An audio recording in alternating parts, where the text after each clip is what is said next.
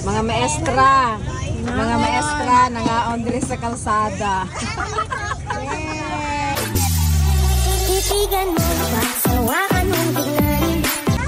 Ayan, titigan nyo. Ang sarap-sarap po ng fishball na ito. Lalo na ang spicy sauce niya. Ang dali-dali lang pong lutuin, no? Nakaprepare na yung mga bilog-bilog niya. Ilagay lang sa mantika. Ayun, konting brown. Gusto ko mas brown pa niyan. So, in order ko, I was brown pa niyan. Then, chokes na. Next week, magkompetensya ako yung ate kaya sa kabila. Ang lakas ng business na ito, friends, no? Marami kami nakapila ngayon. Kaya lang, hindi ko pwedeng i-video kasi mga bata yung karamihan.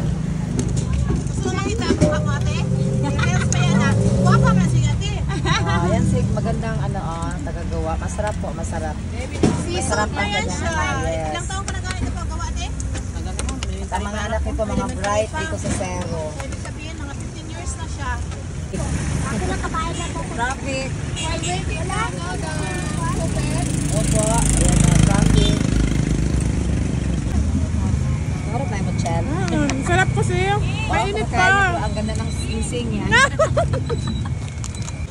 O diba? Enjoy na. Busog pa. Stress at pagod mula sa eskwela ay napawi na.